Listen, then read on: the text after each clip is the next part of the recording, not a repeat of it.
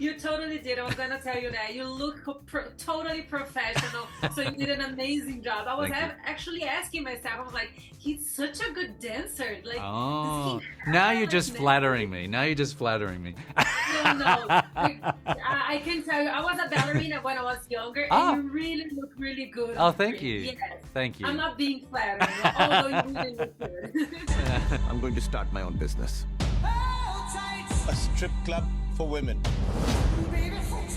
Is this some kind of joke? Not at all. I mean, do you like looking at naked dudes? I have something to tell you, Paul. Women get horny.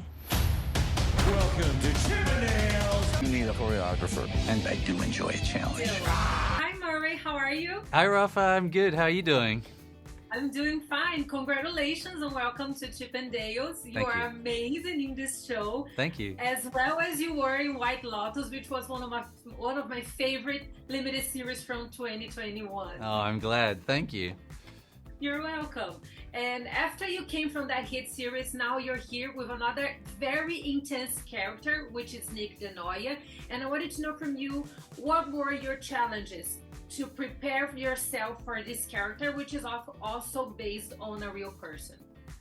Yeah, I mean, I think that when you're playing a real person, it feels like a responsibility to be respectful and to do justice to that character. So I definitely felt that, and it's also an amazing thing as an actor to have real footage of the person that you're playing, so that you can try and kind of get a sense of their essence and capture some of it. And and it was very inspiring. I mean, I think he was an amazing man and a real kind of creative visionary, so I was very inspired by that. But because this show is inspired by real people and inspired by the story, we had some freedom to explore and imagine what different aspects of them would be, and different aspects of how different aspects of the story would play out. So that was a cool thing. So I came to this role really excited and really inspired to play this this visionary, I think, and also some of the darker sides of him are inspiring for an actor. This sort of like unbridled ambition and like this incredible kind of drive to create his sort of vision. So there was a lot of joy in that. I feel like the most sort of challenging thing was like trying to look like I was actually a choreographer and make those moves look authentic. And so I kind of drilled that stuff, which is also one of the great things as an actor is you get to do stuff like that. And I get a little obsessive when I have stuff like that to kind of try and make authentic. So that was we had great choreographers, and I rehearsed a lot to try and make that stuff look good, but it was very fun. Yeah, and I was gonna ask you about that because you look very natural and very comfortable in those dance scenes. We don't have that many dance scenes, right? But we can totally see you like in a very comfortable place. So please tell me about that. Well, that's good. That was my goal. So I'm glad that you're saying that. We had amazing choreographers, and they were very kind in tailoring the moves to things that my body can do. So I move okay. Like I like to dance, but I'm not a professional dancer. So it was definitely a process, but it was fun, and we had great people that I was working with, so it was very cool. But I did, I have in one sequence, I have to mirror the dancers, mirror the routine as the choreographer, and then turn around and do the scene. So I had to do it like back to front, and then the right way around. So that was kind of it kind of screwed with my mind a little bit. But it was a very good challenge. And I'm glad you bought it. I'm glad you I sold the concept to you.